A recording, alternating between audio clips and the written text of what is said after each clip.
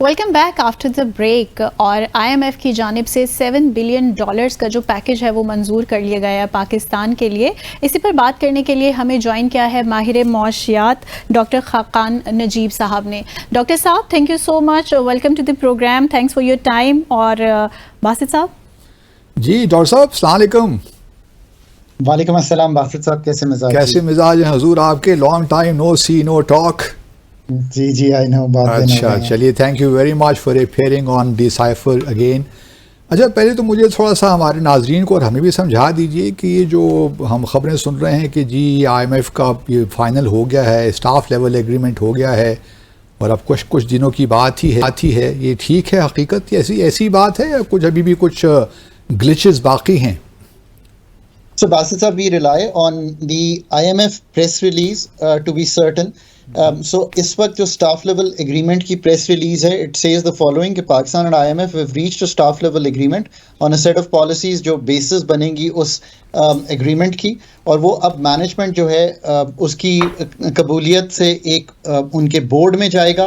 Plus उन्होंने एक इस दफ़ा एडिड कंडीशन लगाई है, और वो ये है कि जो हमारी फ्रेंडली कंट्रीज़ और जो हमारे पार्टनर्स हैं बाकी जो हमें लोन देते हैं, जिससे हमने ये 22-23 अरब डॉलर हर साल 24-25, 25-26, 26-27 में लेने हैं, वो पैकेज जो है वो पूरा हो जाए, यानी कि फाइनेंसिंग जो foreign external gross financing needs हैं वो पूरी हो जाएं, तो ये बोर्ड तक चला जाएगा और बोर्ड इसको अप्रूव कर देगा। बट स्टाफ लेवल एग्रीमेंट जो है वो बहुत बड़ी स्टेज होती है कि आईएमएफ का स्टाफ सेटिस्फाइड है कि हमने प्रायर कंडीशंस जो हमारे क्वांटिटेटिव टारगेट्स हैं, जो हमने स्ट्रक्चरल बेंचमार्क्स हैं, ये हमने सब उनके साथ और इंडिकेटिव टारगेट्स एग्री कर लिए हैं। So that is where we stand. बड़ा ही वेटी प्रेस रिलीज़ है।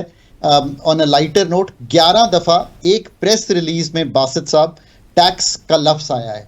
उस पूरी प्रेस रिलीज़ में एक दफ़ा भी एक्सपेंडिचर का लफ्ज़ नहीं है, यानी कि एक्सपेंडिचर रिफॉर्म्स का। एक दफ़ा भी डेट का लफ्ज़ नहीं है, जो कि बड़ी डेट मैनेजमेंट मांगता है Pakistan. And of course, Pakistan has had to pay the price of 1,800 billion rupees of new taxation. Total 3700 की नेक्स्ट टैक्सेशन होगी, उसमें से 1700 से 1800 की नई टैक्सेशन, एनर्जी की प्राइसिंग, मॉनेटरी टाइटनिंग, ये सब वो जुज़ हैं जिन प्रायर कंडीशन से हमने ये आईएमएफ का जो एग्रीमेंट है वो सिक्योर किया है। तो मतलब ये हुआ डॉक्टर साहब कि हुकूमत के तो मज़े ही मज़े और आवाम पिसे ही पिसे। मैं आज भी कहता हूं कि पाकिस्तान का अप्रोच पेपर अगर बजट पे लिखना होता और आईएमएफ को कन्विंस करना होता तो वो एक्सपेंडिचर साइड से आना चाहिए था। बट बहरहाल कुछ अच्छी चीज़ें भी हैं, जिसमें ये प्रोविंसेस के साथ तय किया गया है कि वो एग्रीकल्चर इनकम टैक्स पे आगे बढ़ेंगे। For the last 10 years I have been saying this, but we had to use the IMF to come up with this. मैंने हमेशा कहा है कि एग्रीकल्चर इनकम टैक्स में हॉरिजॉन्टल इक्विटी टूट जाती है। बासित साहब अपनी सैलरी जब फॉरेन ऑफिस से लेते हैं या गवर्नमेंट से लेते हैं तो मैं उनको 25 से 30%, और अगर हायर ब्रैकेट में मैडम एबीएन की अगर स्टार परफॉर्मर हैं और उनको 1 करोड़ से ऊपर मिल रही है तो आज 39% पे टैक्स कर रहा हूँ। जस्ट इमेजिन कि एग्रीकल्चर इनकम टैक्स को मैं एक बहुत बड़ी छूट देकर और लाइफ स्टॉक को तो बिल्कुल ही छूट देकर चलाई जा रहा हूँ। पूरे मुल्क से 9.5 अरब रुपए रखे हुए थे। चलें, आईएमएफ ने ही पुश किया आपको, हमारी बात तो मानना। दैट इज़ वाई से कि पाकिस्तान की आउटसोर्स थिंकिंग मॉडल में दूसरा उनका पुश ये आया कि आप रिटेलर्स को भी करें, तो अब हम पुश कर रहे हैं कि वो भी टैक्स नेट में आने की कोशिश करें। रियल एस्टेट पे अभी भी हमने उतना ज़्यादा, जैसे आप कहेंगे, जो बोझ डाल सकते थे वो नहीं डाला, बिकॉज रियल एस्टेट में पूरे पाकिस्तान के वो तबकात जिनमें मैं और आप भी शामिल हैं, जिसको मैं सिविल और मिलिट्री ब्यूरोक्रेसी को कह लें आप, पाकिस्तान की अशरफिया जिसमें सारी बिजनेस कम्युनिटी मैं समझता हूँ और हमारी लीडरशिप शामिल है, तो अभी भी उनको हम 15% कैपिटल गेन्स टैक्स पे छोड़ देते हैं। पर अगर हाई अर्नर हो तो उसको कहते हैं 39%, और नॉन सैलरीड हो तो उसको कहते हैं 49.5% दें। So Pakistan is certainly paid a due price to getting this done. आपने कहा शुरू में कहा कि एक्सपेंडिचर का कहीं जिक्र ही नहीं है प्रेस रिलीज में, सिर्फ टैक्सेस की बात हो रही है। तो इससे तो मैं ये इन्फर करने में हक बजानिब हूँ कि ये फिर शायद आखिरी प्रोग्राम नहीं है पाकिस्तान के लिए, हम और आने वाले सालों में और भी प्रोग्राम की फिर उम्मीद रखें। सो बासित साहब, हियर्स द थिंग जो कि आप मुझे 10 बार चलाइएगा मेरा ज़िंदगी में, पाकिस्तान को एक टाइम और एक स्पेस मिल गई है। ये मैंने एग्जैक्टली डॉन अखबार में चंद दिन पहले एक पर्चा लिखा था, ब्रीदिंग स्पेस आपको मिल गई है. That is what the IMF could have done with you. That breathing space and time over the next 1 or 2 years, जब प्रोग्राम अपने जैसे आप कहीं जोबन पे होगा और फुल फ्लेज चल रहा होगा, उसमें जाके आपने अपने एक्सपेंडिचर का रिफॉर्म, जिसमें आज भी हुकूमत कह रही है एक कमेटी बन गई है और उस पर काम कर रही है, 5वीं 6ठी कमेटी है मेरी लाइफ टाइम में जो 10 साल में मैंने देखी है. पीछे चले जाएं तो 2004 से national commission for government reform बना था और आज 20 साल बाद की भी उसकी रिपोर्ट को हम इम्प्लीमेंट नहीं कर पाए, या उसकी रिपोर्ट को हम अमली जामा नहीं पहना पाए. पर हुकूमत ये कह रही है कि पेंशन्स पे भी काम करेंगे, मिलिट्री एंड सिविल बोथ. हम टैक्सेस, हम अपनी सब्सिडीज को भी करने की टारगेट कोशिश करेंगे. हम लीनर गवर्नमेंट पे भी जाएंगे. हम 17 सब्जेक्ट्स को डिवॉल्व भी करेंगे. हम अपनी जो बहुत बोझ है उन कामों का जो फेडरल गवर्नमेंट को नहीं करने चाहिए, उनको भी नीचे डिवॉल्व करेंगे. अगर तो हुकूमत ये सब काम कर लेती है तो फिर तो एक अच्छी रविश पैदा हो जाएगी 2 से 3 साल में.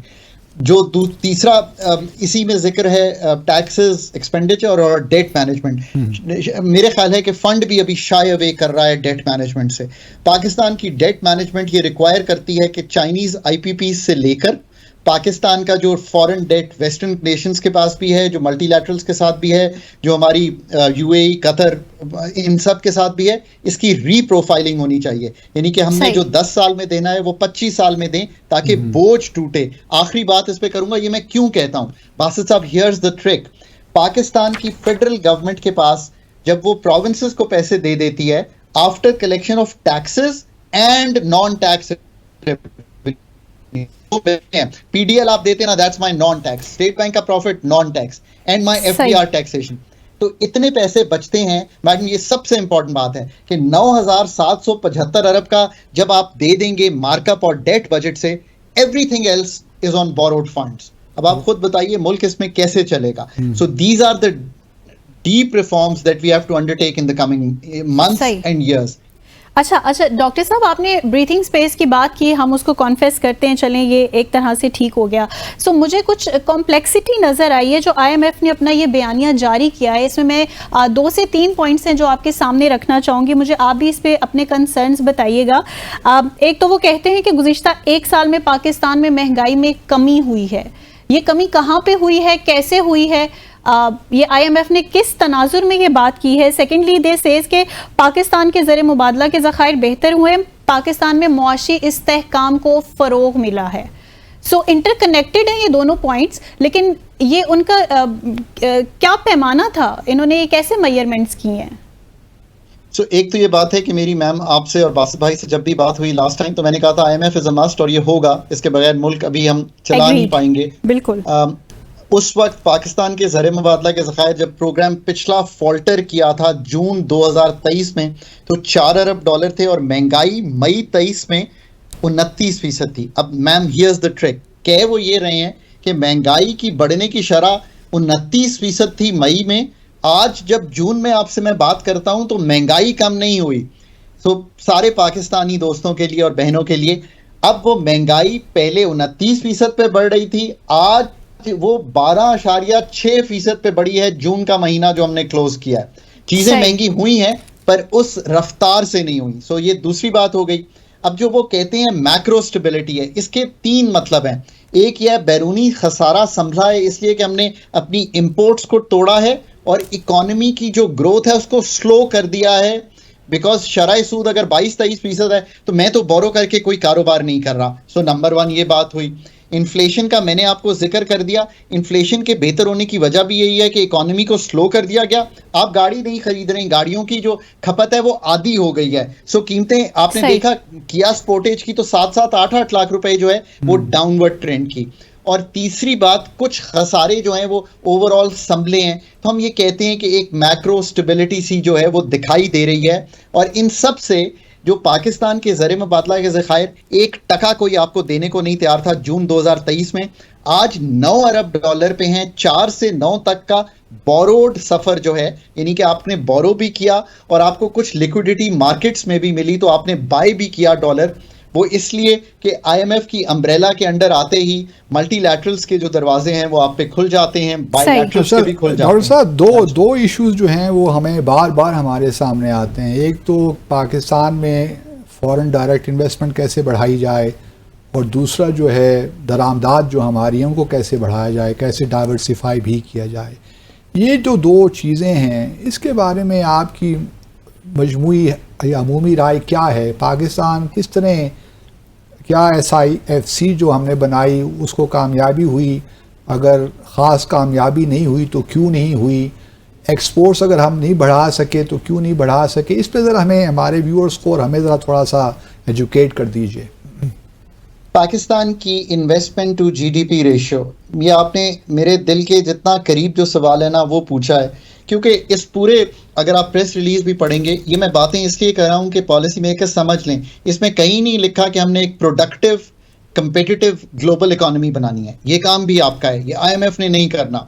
तो 3 साल बाद जब बासित साहब मुझसे दोबारा मेरे इस इंटरव्यू को सुनेंगे तो वो ये ना कहें कि डॉक्टर साहब आप तो कहते थे फंड में जाएंगे चीज़ें ठीक हो जाएंगी। मैंने वो भी आपको बता दिया कि वो खसारे संभाल लेंगे आपके, वो आपके रेट्स बढ़ा के कुछ एनर्जी में आपकी जो लिक्विडिटी है उसको बेहतर कर देंगे, इकोनॉमी को स्लो करके आपकी स्टेबिलिटी ले आएंगे। जो बासित साहब का कंसर्न है कि जी पैदावारी सलाहियत कैसे बेहतर होगी, वो आपने बेहतर करनी है, उसका IMF से कोई ताल्लुक नहीं है। पाकिस्तान की ग्लोबल कंपेटिटिवनेस, ये दो चीज़ों का सवाल है जो बासित साहब ने पूछा है। बासित साहब, पैदावारी सलाहियत हमारी इस वक्त ये है कि नई इन्वेस्टमेंट टू GDP 13% पे है, ये 50 साल की लोएस्ट पे आ गई है इस वक्त। यानी कि जो पब्लिक सेक्टर और प्राइवेट सेक्टर इन्वेस्ट कर रहा है वो चाइना में 35% अपने GDP का कर रहा है, इंडिया में 28% कर रहा है, पाकिस्तान में 13% कर रहा है।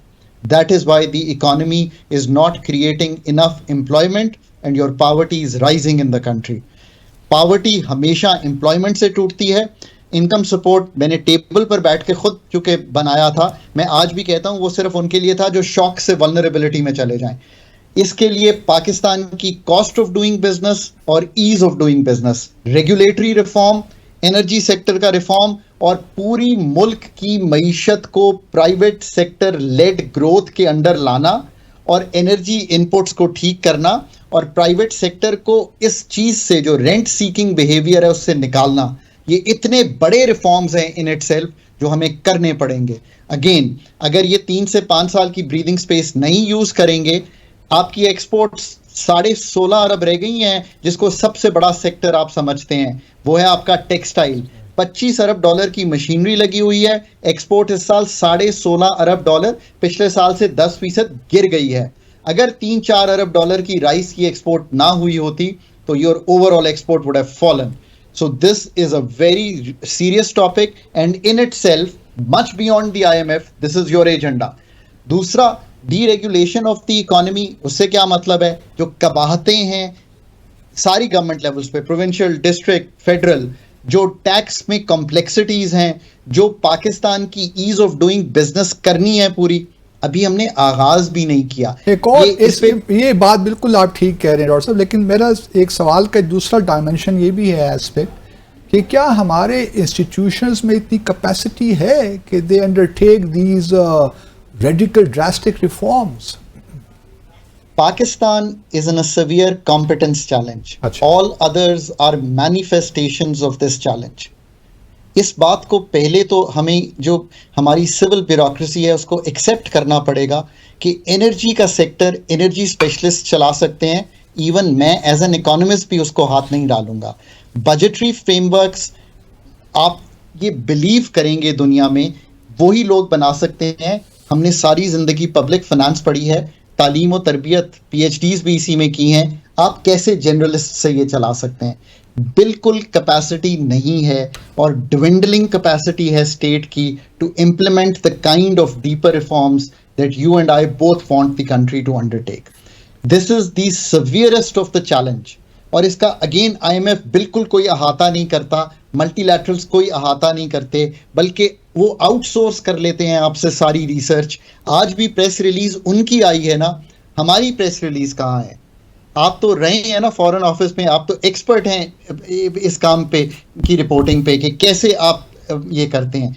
सो अभी तक आपने ये बताना है कि उसमें ये क्यों लिखा गया है कि मेरा कंसर्न है कि मैं SEZs के जो इंसेंटिव्स हैं वो भी विड्रॉ कर लूं, SIFC अगर कोई इंसेंटिवाइजेशन करना चाहती है तो वो भी ना करे.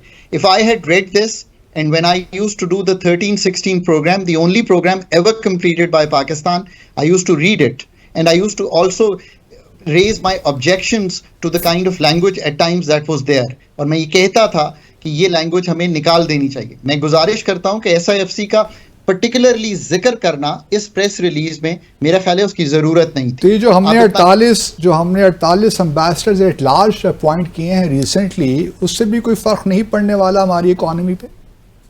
इकोनॉमिक डिप्लोमेसी और इकोनॉमिक चैलेंज करना, जबकि अपने मुल्क की कुछ चीज़ें जो हैं उनको ऐसे सामने रखना. इंसेंटिवाइजेशन तो बहुत की ना, फिर चाइना ने भी तो इतनी इंसेंटिवाइजेशन की तो अपनी इंडस्ट्री चलाई. वेस्टर्न कंट्रीज अपनी एग्रीकल्चर को बहुत सपोर्ट करते हैं. ये तो जब आप एज अ कंट्री ये मानेंगे कि 3 जुज हैं मुल्क चलाने के, एक डेमोक्रेटिक गवर्नमेंट, एक public servants both military and civil bureaucracy, एक तीसरा ट्रायंगल का जुज है professionalism. Walk into any ministry in Pakistan, any department, any regulatory authority, and आप उंगलियों पे भी नहीं गिन सकते the kind of professionals that are needed to take this forward. मैं बार बार कहता हूँ कि this is what is the missing link in Pakistan, and that gets then outsourced. Basit bhai, 11 PhDs arrive from the IMF front. They are all experts in their areas. They have served in different countries. Their expertise is not कि वो power भी देख लें, वो कल finance देख रहे हों, परसों प्राइवेटाइजेशन देख रहे हों, चौथ कुछ और देख रहे हों.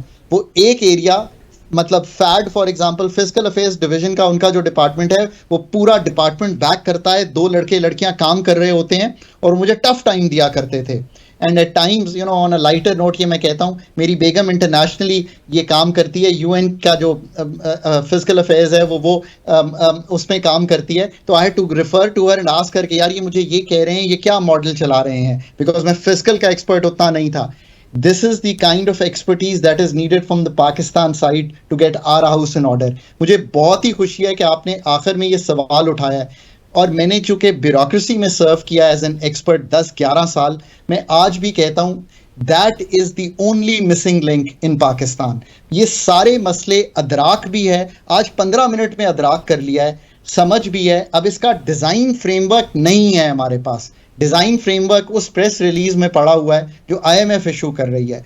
How can you expect a country to change fundamentally when you are agreeing के स्ट्रक्चरली, यानी कि तंजीमें नौ करनी है उर्दू के लफ्ज में. How can you do it without the professionals telling me कि एनर्जी, प्राइवेटाइजेशन, बजटिंग, टैक्सेशन, ये सारे रिफॉर्म्स को कैसे अंडरटेक करना है. और फिर हम शायद कभी कभी हिम्मत हार जाते हैं कि शायद मुल्क नहीं ठीक कर पाएंगे. ये मुल्क 3, 5, 10 साल में ठीक कर पाएंगे हम, इसमें कोई शुबा नहीं होना चाहिए.